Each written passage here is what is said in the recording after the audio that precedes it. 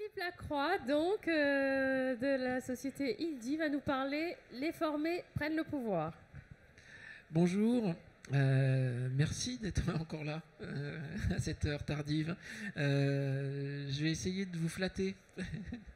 C'est facile, hein, c'est petit même, mais bon, voilà. Non, l'idée aujourd'hui, c'est de vous dire que les formés, on a toujours, jusqu'à présent, on a souvent essayé de les inciter à aller se former, on les a invités à l'information, quelquefois on les a inscrits, quelquefois même on les a relancés parce qu'ils n'y allaient pas, etc. Donc on attend des gens qu'on veut former, en entreprise en général, une certaine docilité et une obéissance. C'est caricatural ce que je dis, mais c'est pas complètement faux.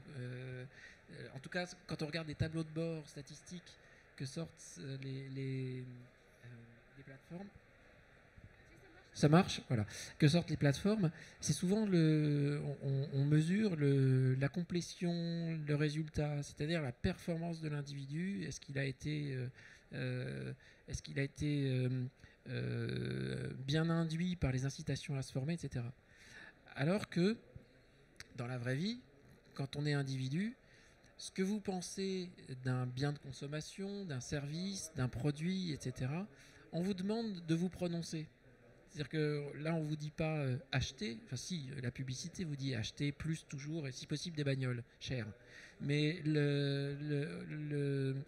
quand on se forme, on n'a pas l'impression d'être écouté ou de ce qu'on pense de la formation a beaucoup d'importance. Alors que dans la vraie vie, vos avis intéressent tous ceux qui offrent des produits, des services. Je vous en ai mis quelques-uns ici, vous devez reconnaître tout ça, mais ça fait tellement partie du paysage courant aujourd'hui, de nos applications, des sites, des outils qu'on utilise. Je ne sais pas si vous avez tout reconnu. Il y a Google, il y a Allociné, il y a Airbnb, il y a, je ne sais plus ce que j'ai mis, voilà, YouTube, etc. Puis même si vous regardez les vidéos sur YouTube, à la fin on vous dit toujours et cliquez sur le petit pouce bleu là et puis mettez un commentaire, etc. Pourquoi on vous incite à faire ça? Parce que c'est ça qui donne de la valeur à ce que vous consommez, au produit, qui va permettre de distinguer un produit qui a de l'audience d'un produit qui a moins d'audience, d'un produit qui plaît plus, d'un produit qui plaît moins. En formation, je me mettrais à la place d'un responsable formation. Quelquefois, dans une autre vie, j'en avais été assez proche. Ce que les individus pensent de ce que je leur offre comme formation, ça m'intéresse. Normalement, j'y suis sensible. Et ces choses-là n'apparaissaient pas, commencent à apparaître, mais n'apparaissaient pas beaucoup dans les outils et les systèmes de formation. Alors que quand on est responsable de formation, ce qui est important, c'est quand même de savoir si ce qu'on propose comme service et comme outil répond à un besoin et si possible avec un plaisir en face qui peut se mesurer. Plutôt que savoir si les gens se sont inscrits, est-ce qu'ils ont terminé et est-ce qu'ils ont réussi la formation. Donc c'est un petit peu ça l'idée de ce que je veux dérouler aujourd'hui. Alors moi je suis Philippe Lacroix, pas Philippe Gilles, mais c'est comme si, pareil. comme si j'étais Philippe Gilles. Vous avez fondé à quelle année? Ça fait longtemps maintenant. Alors, je dois tout dire, Ouais. ça fait 30 ans qu'on bosse ensemble, on est un vieux couple de la formation. On a commencé chez Segos, puis après on a créé une start-up qui s'appelait e-Learning Agency, puis après on a travaillé chez Demos, puis il y a quelques années on a créé ILDI, un cabinet de conseil qui aide les grandes entreprises et les organismes de formation à intégrer le digital dans leurs activités. Et puis je fais aussi 2-3 autres trucs, et puis on publie des choses, et puis on a aussi publié un livre sur le neurolearning, où on essaye de voir ce que les neurosciences peuvent nous apporter comme aide à la pédagogie. Je fais une parenthèse par rapport au sujet. Tout ce qu'on fait n'est pas pour rendre les gens meilleurs ou pour les rendre plus forts ou plus rapides ou plus efficaces ou plus machin. Je pense qu'on a assez d'incitation dans la vie, dans notre environnement professionnel et personnel, à être toujours plus quelque chose. Notre point de vue, utiliser les neurosciences en formation, c'est arriver au même résultat avec moins d'efforts. Mieux donc. Mieux. Voilà. Pas plus, mais mieux. Alors, votre avis, ce que vous en pensez, qu'est-ce que ça peut donner quand on transpose notre quotidien de consommateur en formation? C'est un peu la réflexion que je voulais avoir. Vous allez voir à la fin, on va tous se lever avec le poing en l'air, les former dans la rue, les former dans la... hop, voilà. Si vous connaissez la classification de Kirkpatrick? Je vois qu'il y en a qui hoche. Je vais laisser ça suffisamment de temps à l'écran pour qu'on puisse... dans la première classification, s'arrêter au niveau 3, puis maintenant on va jusqu'au niveau 4. Niveau 1, c'est ce que vous faites quand vous êtes en formation présentielle et que vous remplissez le petit formulaire à la fin. Est-ce que l'animateur était sympathique? Est-ce que vous avez bien mangé? Est-ce que vous n'avez pas eu trop froid ou trop chaud? Et est-ce que la formation a été bonne? Et vous dites oui ou non, en général, avec un effet. Donc là, vous êtes dans la partie réaction. Est-ce que vous avez trouvé ça bien, etc. Mais ça, vous vous exprimez là-dessus. Deuxième niveau de Kirkpatrick, l'apprentissage. On vous fait des quiz en général, on mesure votre acquisition de connaissances et votre capacité à restituer ça par un exercice pas facile qui s'appelle le quiz. Donc en fait, on mesure deux choses dans ce niveau-là. Ce que vous avez appris réellement et surtout votre capacité à l'exprimer à travers un outil qui n'est pas si simple. Moi, je me souviens quand on déployait des formations, les commanditaires nous demandaient en général de mettre 75 ou 80% de taux de réussite au quiz pour savoir si les gens avaient bien réussi la formation. Je vous mets au défi, en étant en face à face, hein, en parlant avec des gens, en posant des questions, en étant impitoyable, de faire un quiz à l'oral et d'avoir, même si quelqu'un a tout compris en face, 80% de réponses parfaites. On est toujours imparfait, même sur les choses qu'on maîtrise. Donc quand on met 75 ou 80% de taux de réussite sur un quiz, on est juste un ayatollah du savoir. C'est 60% compte tenu de la difficulté à répondre à travers un quiz correctement et en acceptant l'imperfection du savoir, alors qu'on possède quand même le savoir, l'imperfection de la restitution du savoir, ça me paraît déjà un très bon seuil pour dire la formation lui a été profitable ou pas. Donc ça, je vois Sébastien qui hoche la tête. Si vous faites la courbe de Gauss, qu'on ne fait jamais, hein, parce qu'il n'y a pas de rapport de courbe de Gauss où sont comment se répartir, enfin si peut-être, mais j'en ai rarement vu, comment se répartir les scores d'un quiz. Vous verrez que quand on dépasse les 70%, il n'y a pratiquement plus personne. Alors que le seuil, la frange dans laquelle vous avez plus de gens, c'est plutôt entre 50 et 60% de bons résultats sur le quiz. Donc, niveau 2 de Kirkpatrick, compétences, attitude, confiance, etc. Vous restituez ce que vous avez appris. Premier, vous exprimez votre satisfaction. Deuxième niveau, vous restituez. Troisième niveau de Kirkpatrick, c'est votre comportement. Est-ce que vous avez changé? Pour moi, la formation, c'est changer les gens. Hein. Pas plus, c'est un véhicule, un moyen pour changer les gens. Je ne savais pas après la formation, je sais. Je faisais mal après la formation, je fais bien. Je faisais lentement après la formation, je fais vite. Je faisais avec des erreurs après la formation, je faisais pas d'erreurs. Je pensais comme ça après la formation, je pense autrement. La formation, c'est fait pour changer les gens.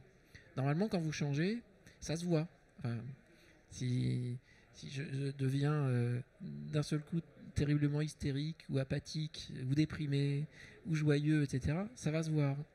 Donc quand vous envoyez les gens en formation, il doit y avoir quelque chose de visible et de mesurable après la formation. Donc votre comportement doit avoir changé. Ça s'observe, ça peut se déclarer.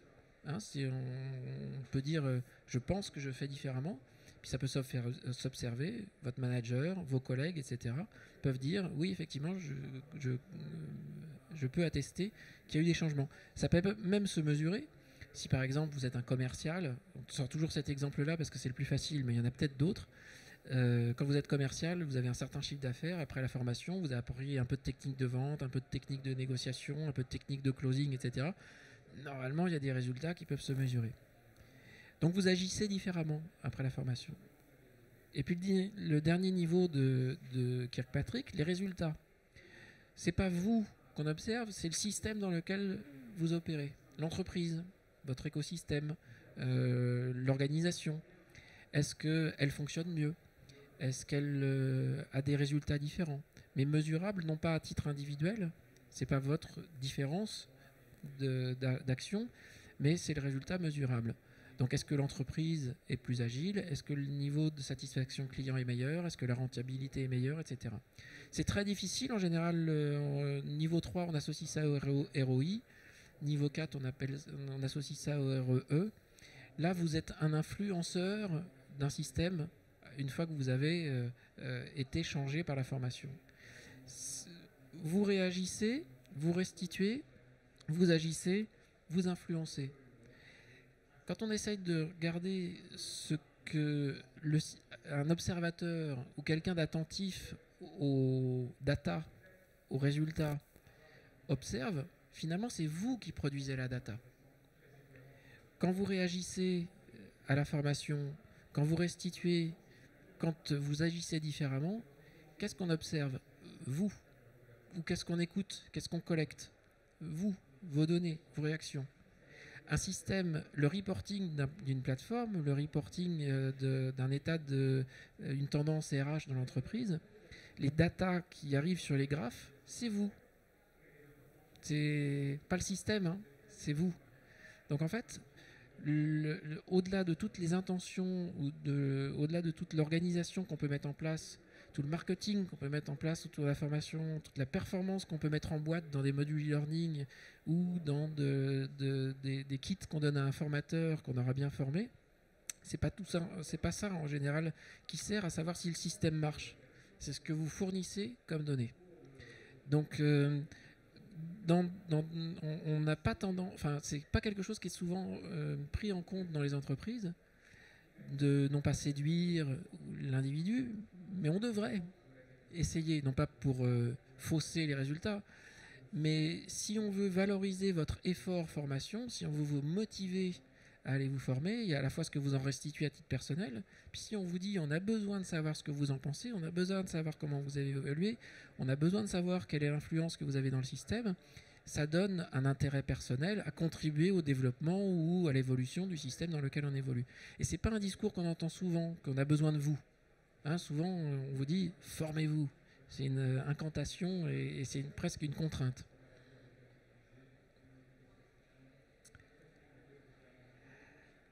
Vous avez un pouvoir nouveau. C'est que les sous, on vous les a donnés. Précédemment, les sous pour la formation, ils allaient aux entreprises. Les OPCA restituaient à l'entreprise une partie de la collecte. Et c'est l'entreprise qui décidait où l'investir. Alors avant, avant le CPF, il y avait d'autres systèmes qui ont fait à remplir des caisses qui ne se sont jamais vidées. Il y a eu des fonds énormes qui ne se sont jamais vidés avec le DIF.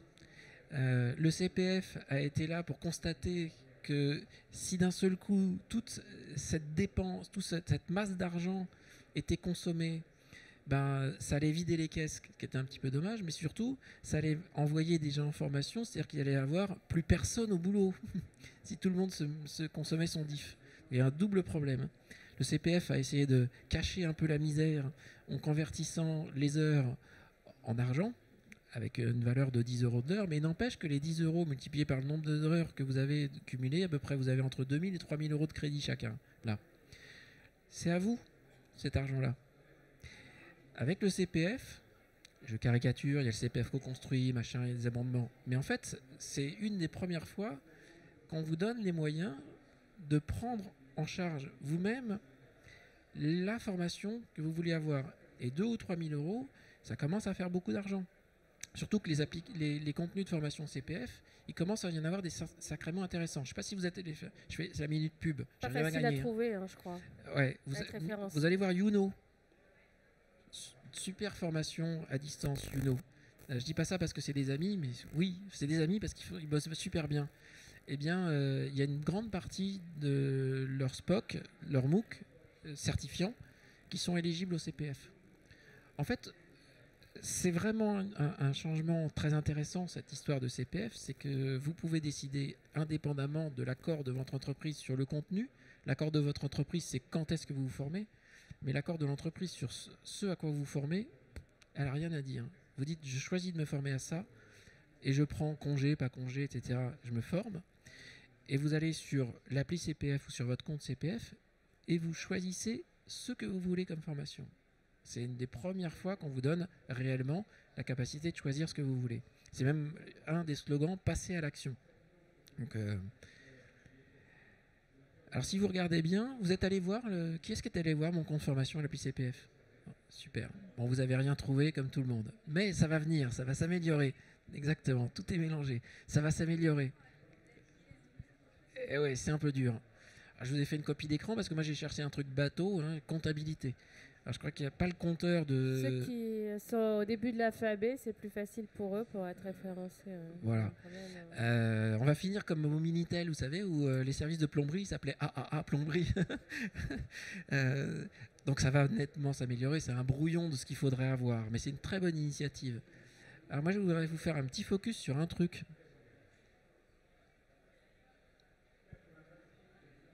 Trier par pertinence. Pas par distance, pas par prix. Ça veut dire qu'il y a quand même un algorithme qui est certes la quantité de formation référencée en CPF et les algorithmes et l'UX général du truc, on peut mieux faire, hein, c'est sûr. Je crois qu'il faut faire attention au prix parce que c'est pas les mêmes temps, les comparatifs. On peut se tromper, se dire cette formation est moins chère, mais en fait elle 2 fois moins de temps que celle d'à côté. Enfin, c'est pas tellement clair encore. Non, hein. Mais moi ce qui m'intéresse c'est sa pertinence. En quoi une formation, pour moi, par rapport à ce que je cherche, j'ai donné que comptabilité et le lieu, en quoi il y a des formations qui seraient plus pertinentes pour moi.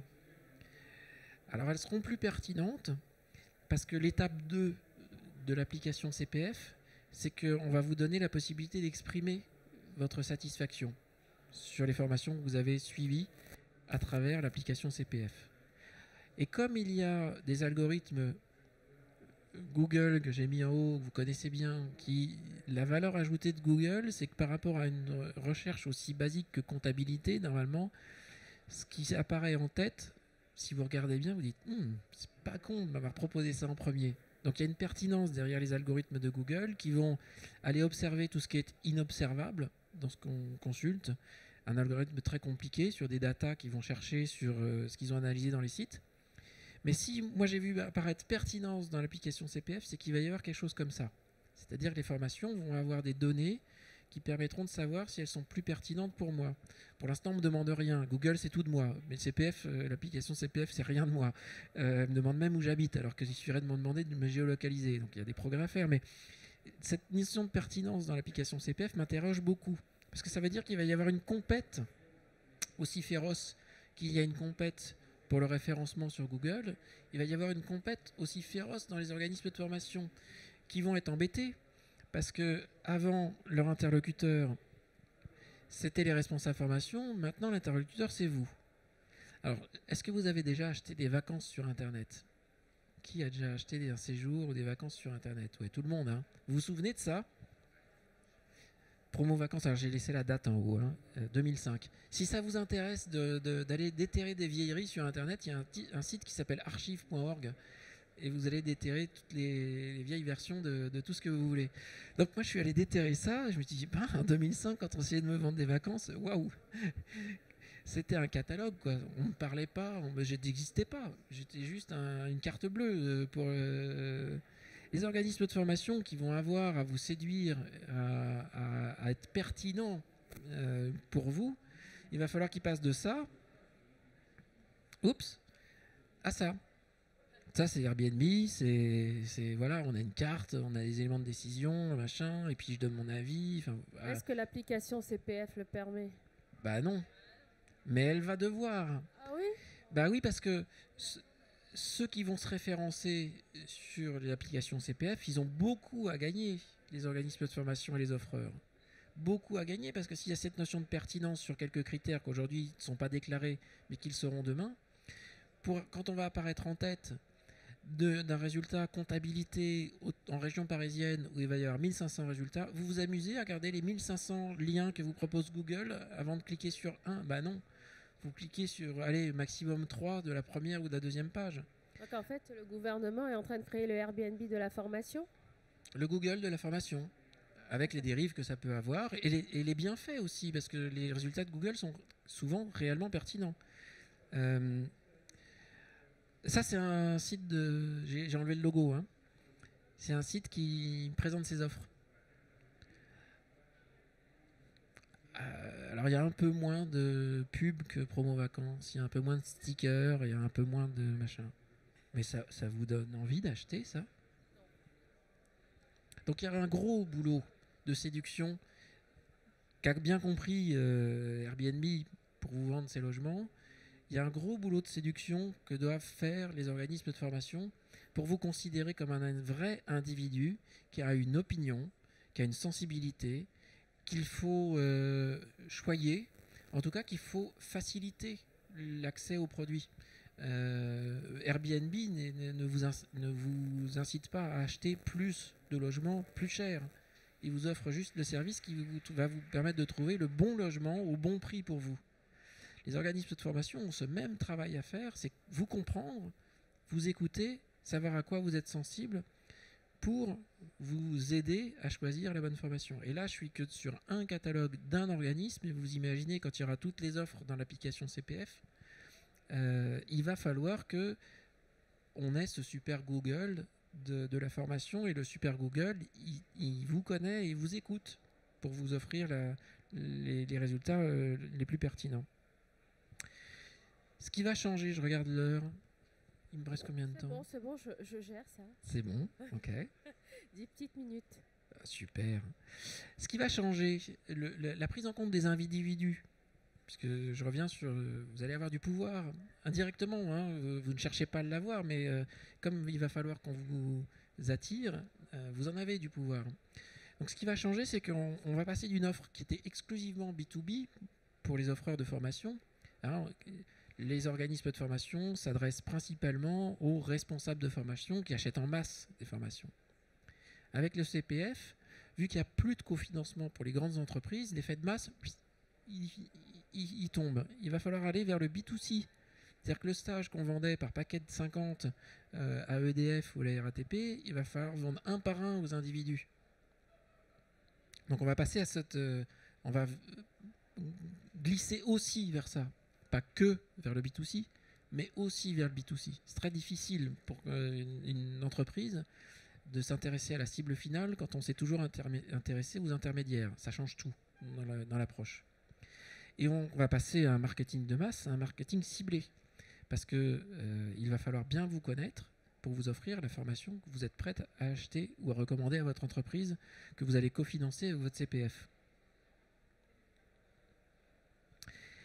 Et en plus, tout est là, toute la formation dont vous avez besoin et que vous avez envie de suivre est là et presque gratuit.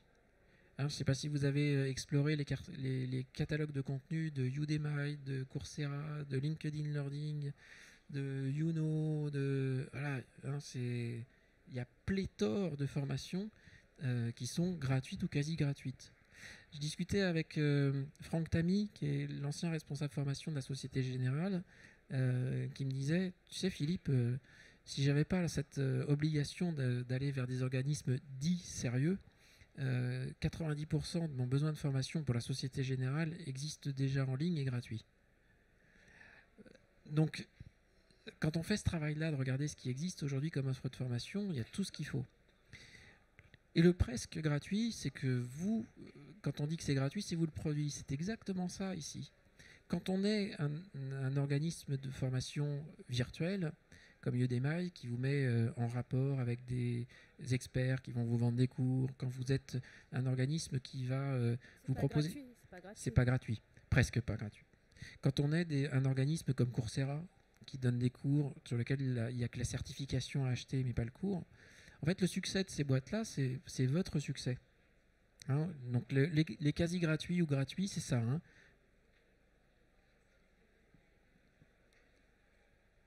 Si on cumulait la quantité de formations qu'il y a, je pense qu'il faut un siècle pour suivre toutes les formations qu'il y a derrière tout ça. Il y a même des initiatives régionales pour apprendre l'anglais ici qui osent. Je vous invite à faire ça, à inscrire vos gamins ou vous-même à Kiose, initiative de l'Île-de-France. Très, très bon contenu de formation en anglais. Voilà, donc il y en a plein. mais plein. Voilà. Le succès de ces boîtes-là, c'est votre succès. Si vous ne vous formez pas avec ce qu'ils vous proposent, puisque vous allez vous exprimer prochainement sur ce que vous avez apprécié, si vous avez réussi, si vous avez achevé, ça sera public, puisque la tendance vers ça, la transparence, comme mon restaurant, hein, si vous avez apprécié, vous mettez des étoiles, si vous êtes bien servi, vous le mettez, etc. Ces offreurs de formation gratuite vont pouvoir asseoir leurs résultats que si ça vous a servi à vous former. Et pour moi, la formation, l'apprentissage, je mets ça en équation. L'apprentissage, c'est l'effort par le temps. L'effort que vous fournissez pendant une certaine période, c'est ça qui fournit l'apprentissage. Si vous voulez apprendre peu de choses et que c'est vachement facile, ça va vous prendre peu d'efforts et peu de temps. Si vous voulez apprendre beaucoup et que c'est un peu compliqué, ça va vous prendre beaucoup d'efforts, beaucoup de temps. L'apprentissage, je mets ça en équation. Donc c'est ça en fait qui l'équation de la réussite des offreurs. S'ils sont capables de vous proposer et de vous offrir des contenus qui sont motivants, de bonne qualité, qui sont bien calibrés, qui sont bien pédagogiques, qui sont agréables à regarder, alors vous allez accepter de consacrer des efforts et du temps. Si c'est pas bon ce qu'ils vous proposent, comme quand vous allez au restaurant, ben vous mettez 3 étoiles et puis c'est fini, quoi. Le restaurant il ferme. En dessous de 3 étoiles on ferme en général. Un chauffeur Uber, s'il a moins de 3 étoiles, il perd son compte. Il faut avoir 5 ou rien presque. Donc la réussite de ces plateformes de formation, c'est votre propre réussite. Si vous ne réussissez pas à vous former avec ce qu'ils proposent, ils n'auront pas de résultats d'efficacité à proposer, ils n'auront pas de satisfaction à exposer, ça ne marchera pas. Là, on le voit bien dans les offreurs grand public, mais les organismes de formation, et voire même votre directeur des ressources humaines, quand il va y avoir des tableaux de bord qui vont redonner les mêmes résultats, c'est lui qu'on va remettre en cause. Tu n'es pas capable de donner des bonnes formations aux individus qui leur plaisent et qui leur servent de se former. Donc c'est pour ça que je pense que vous avez le pouvoir d'influencer ce que vous allez avoir comme formation plus tard, en donnant votre avis et en ayant compris que vous n'êtes plus un numéro. Merci beaucoup. Est-ce qu'il y aurait des questions dans la salle ? Alors, qui serait après à recommander cette conférence ? En fait, est-ce que les organismes de formation n'ont pas intérêt aussi à créer leur propre site internet avec les liens vers le compte CPF où il y a leur formation ? Parce que d'après ce que j'ai compris, c'est très difficile de retrouver les formations qui sont référencées. Hein. On est à l'âge promo-vacances de la formation. Ouais. On est un mauvais marketing, une mauvaise présentation des offres, un truc compliqué, confus. On va dans une direction qui est très chouette, hein, d'ouvrir la formation, de donner les moyens de choisir sa formation, etc. Les outils qu'on met pour arriver à ça aujourd'hui ne sont pas au niveau du tout, que ce soit l'application CPF ou les catalogues des organismes.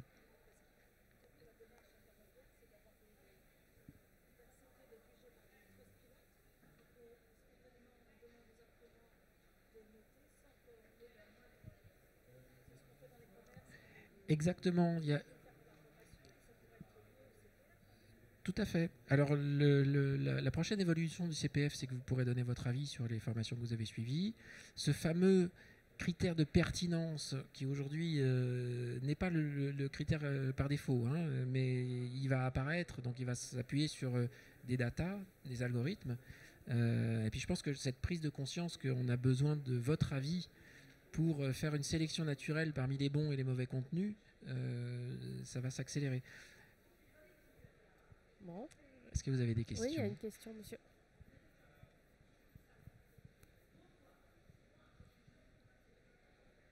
Je ne sais pas si vous allez pouvoir répondre. Non, ma question c'était juste, voilà, justement, qu'est-ce qui fait selon vous que l'application, il y a eu une UX des années 90 et sachant qu'on a beaucoup d'UX designers en France, on fait partie des meilleurs au monde là-dessus, quoi. Et qu'est-ce qui fait que finalement l'UX est mal foutu et que finalement c'est pas très accessible, alors que justement ça s'adresse au plus grand nombre, donc pas à des professionnels qui vont maîtriser forcément toujours l'outil informatique comme il faut, etc.